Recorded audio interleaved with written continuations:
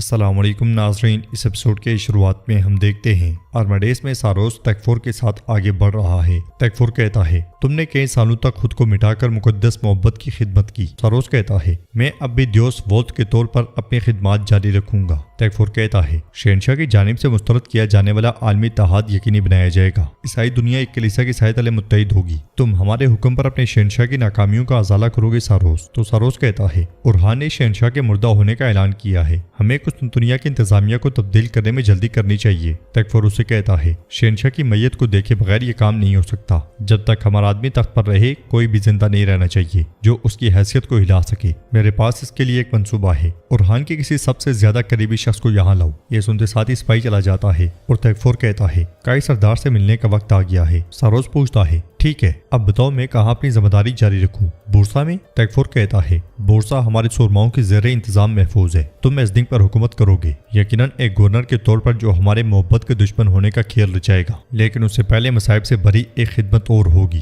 تمہیں یسوع کے خون سے ڈھانپ دیا جائے گا اور تمہیں وہی تکلیف ہوگی جو انہوں نے زمین پر برداشت کی تھی، بالکل اسی طرح جیسے فلاویوس کے باپ موزالون کو تم نے ہمارے حکم پہ قتل کیا تھا۔ یہ سنتے ساتھ ہی ساروس اس لمحے کو یاد کرتا ہے جب جوانی میں موزالون عثمان صاحب کی قید سے چھوٹنے کے بعد اس سے گلے ملا تھا اور موزالون نے کہا تھا میں عثمان صاحب کی بدولت زندہ ہوں۔ جب میں پکڑا گیا اس نے مجھے مارنے کے بجائے میرے زخموں کی مرہم پٹی کر کے مجھے صحتیاب کیا۔ ترک لوگ ویشی نہیں ہیں ساروس، اصل ویشی وہ تھے جنہوں نے ہمیں اکیلا چھوڑ دیا۔ تعریفیں سن کے ساروس کو بہت غصہ آیا تھا اور موزالون نے پوچھا تھا میرا بیٹا فلاویوس کہاں ہے؟ تو ساروس نے کہا تھا قسطنطنیہ میں، یعنی اگر وہ تمہارا بیٹا بھی ہے تو پھر بھی بچہ ہے، میں چاہتا تھا کہ وہ جنگ سے دور رہے۔ موزالون نے کہا تھا تم ایک اچھے دوست ہو ساروس۔ وہ شراب سے لطف اندوز ہوئے تھے اور موزالون نے کہا تھا عثمان سردار نے شہنشاہ کو خط لکھا ہے، اسے بھی لے جائیں گے اور میرے بیٹے کو بھی واپس لے آئیں گے، اور ساروس ہر چیز کے لیے تمہارا شکریہ۔ یہ کہتے ساتھ ہی موزالون آگے بڑھا تھا تو ساروس نے پیچھے سے خنجر اس کی پیٹھ میں گھوم دیا تھا۔ موزالون نے تکلیف میں پوچھا تھا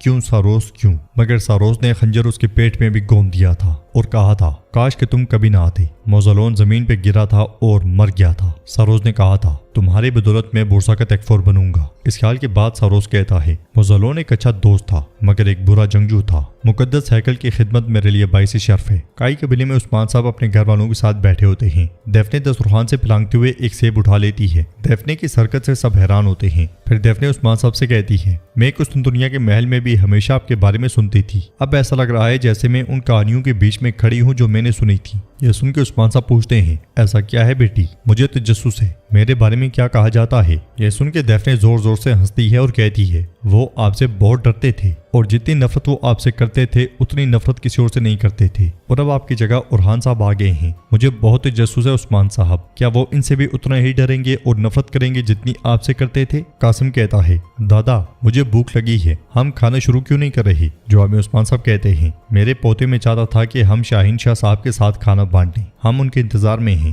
یہ سن کے فاطمہ بہت پریشان ہو جاتی ہے اور منون خاتون عثمان صاحب سے کہتی ہیں شاہین شاہ صاحب ہم سے جواب کے منتظر ہیں، ہم انہیں کیا کہیں گے عثمان صاحب؟ تو عثمان صاحب کہتے ہیں اتنے ہنگاموں کے بیچ بات کرنے کا موقع ہی نہیں ملا ہے نا بیٹی، کیا تمہارے پاس کوئی جواب ہے؟ فاطمہ سوچ میں پڑی ہوتی ہے تو منون خاتون کہتی ہیں یہ گیت ہماری آنکھوں کے سامنے بڑا ہوا ہے، وہ جیسا باہر سے ہے اندر سے بھی ویسا ہی ہے۔ علاؤالدین کہتا ہے ماں ایسا ہی ہے، اگر فاطمہ بھی مناسب سمجھے تو انشاءاللہ یہ بہتر ہی ہوگا۔ اورہان بھی کہتا ہے یہ شادی ہمارے خاندان کے لیے بہت مبارک ہے، اس طرح ہم شہنشاہ صاحب کو بھی خون کے رشتے سے اپنے خاندان سے جوڑ لیں گے۔ مقصد کی خاطر بہت سی قربانیاں دی گئی ہیں، کئی مشکل راستوں پر چلا گیا ہے نا فاطمہ؟ اگر فاطمہ کی کوئی اور خواہش نہیں ہے تو یہی مناسب ہے۔ عثمان صاحب فاطمہ سے کہتے ہیں میری فاطمہ بات تم کرو گی، فیصلہ تمہارا ہوگا، یہاں کوئی اجنبی نہیں ہے، بولو بیٹی ہم تمہیں سن رہے ہیں۔ کچھ دیر سوچنے کے بعد فاطمہ کہتی ہے سردار بابا چونکہ ہمارا پورا خاندان اس رشتے کی خواہش رکھتا ہے، مگر حلیمہ بیچ میں بولتے ہوئے ایک دم سے کہتی ہے نہیں میں نہیں رکھتی،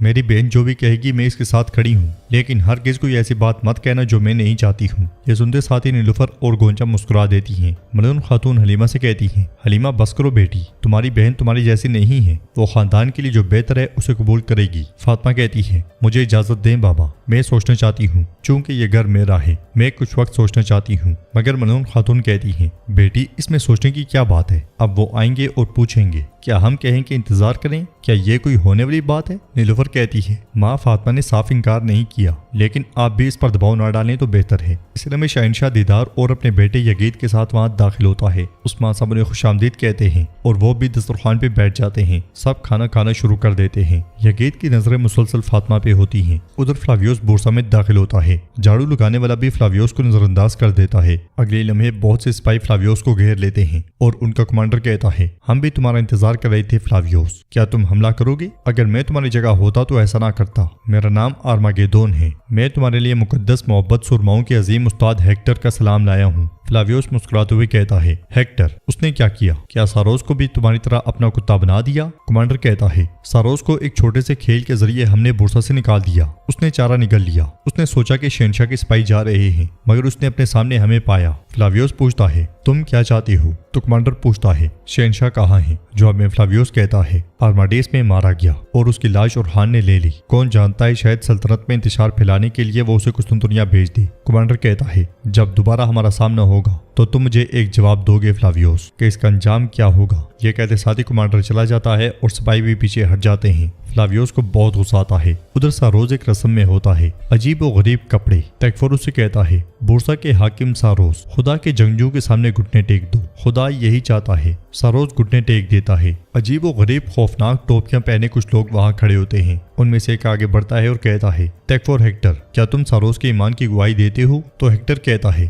دیتا ہوں، خدا یہی چاہتا ہے۔ پھر ساروس سے پوچھتا ہے ساروس، کیا تم خدا کے نام پہ مرنے کے لیے تیار ہو؟ ساروس پہلے تو ڈرتا ہے، پھر کہتا ہے تیار ہوں۔ وہ سب نعرے بلند کرتے ہیں خدا یہی چاہتا ہے، خدا یہی چاہتا ہے۔ ہیکٹر اسے مارنے کے لیے تلوار فضا میں بلند کرتا ہے، مگر اپنا ہاتھ کاٹتے ہوئے خون اس کے ماتھے پہ لگا دیتا ہے اور کہتا ہے باپ، بیٹے اور روح القدس کے نام پر خون خدا کا اور محبت کے سرماؤں کا ہے۔ ادھر شہنشاہ عثمان صاحب سے کہتا ہے انشاءاللہ آپ نے کھانے کی دعوت اچھی خبریں سنانے کے لیے دی ہے نا عثمان صاحب؟ ڈیفنے خوب ہنستی ہے اور کہتی ہے ارے کیا آپ کے ہاں بھی ایسا ہی ہے؟ ہمارے ہاں بھی شادیوں کا فیصلہ بڑے کرتے ہیں۔ میں جتنی بھی شہزادیوں کو جانتی ہوں انہوں نے اپنی ریاستوں کے لیے ایسے بادشاہوں اور شہزادوں سے سیاسی شادیاں کی جنہیں وہ جانتی تک نہیں تھی۔ نیلوفر غصے میں اسے پکارتی ہے، مگر ڈیفنے نہیں رکتی اور کہتی ہے بالکل ایک میری بہن، وہ اپنی زبردستی کی شادی سے بھاگ گئی اور اورحان صاحب سے شادی کر لی۔ یہ سنتے ساتھ ہی سلیمان ایک دم سے پوچھتا ہے بابا، کیا آپ نے ماں کو اغوا کیا تھا؟ اورحان کہتا ہے ہاں، اور صرف ایک بار نہیں بلکہ کئی بار۔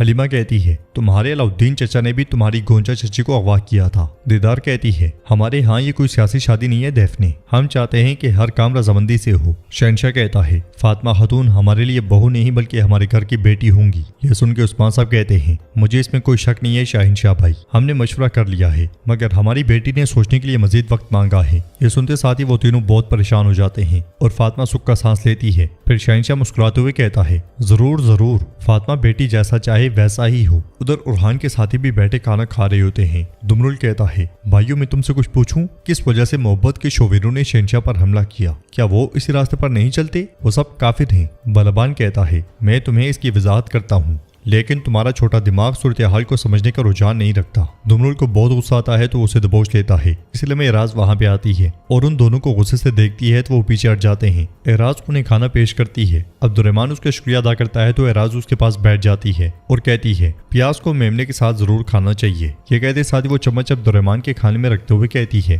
اب اپنے کھانے سے لطف اٹھائیں، صرف تمہارے لیے۔ سپاہی بھی مسکراتے ہوئے سارا منظر دیکھ رہے ہوتے ہیں۔ عبدالرحمن کھانا کھانے لگ جاتا ہے، اس لیے میں ڈیفنے وہاں آتی ہے۔ کارا خلیل چھپ کے اسے دیکھ رہا ہوتا ہے۔ ڈیفنے سپاہیوں سے کہتی ہے آپ نے آج بہادری سے مقابلہ کیا، میں نے ہمیشہ سنا ہے کہ ترک عظیم جنگجو ہیں، میں نے آج اسے دیکھ بھی لیا، شکریہ، میری زندگی آپ کی مقروض ہے عبدالرحمن عبدالرحمن مسکراتے ہوئے کہتا ہے مسئلہ آپ کے بارے میں نہیں تھا، اسے ذاتی نہ بنائیں، ہم جب بھی کسی کو مشکل میں دیکھتے ہیں تو مدد کرتے ہیں، تاہم آپ کی باتوں نے مجھے ممنون کیا، آپ کا شکریہ۔ اعراض بولتے ہوئے کہتی ہے لیکن آپ کا اس طرح قبیلے میں ارد گرد گھومنا مناسب نہیں ہے، بھیڑیے بھی ہیں اور گیدڑ بھی، آپ کو کوئی پکڑ سکتا ہے، یہ جگہ آپ کے سرائے جیسی نہیں ہے۔ ڈیفنے مسکراتے ہوئے عبدالرحمن کو دیکھتے ہوئے کہتی ہے ایک دن میں اپنے سرائے میں آپ کی میزبانی کرنا چاہوں گی۔ یہ کہتے ساتھ وہ چلی جاتی ہے۔ اعراض غصے میں اس کے پیچھے پیچھے جاتی ہے۔ سپاہی بہت ہنستے ہیں اور دمرل کہتا ہے واللہ ایک دل ایک وقت میں دو لوگوں سے محبت نہیں کر سکتا، لیکن ایک آدمی کے لیے دو امیدوار۔ عبدالرحمن کلہاڑا سامنے کرتے ہوئے کہتا ہے جو اپنا منہ کھولے گا وہ میری کلہاڑی کی دھار سے ملے گا۔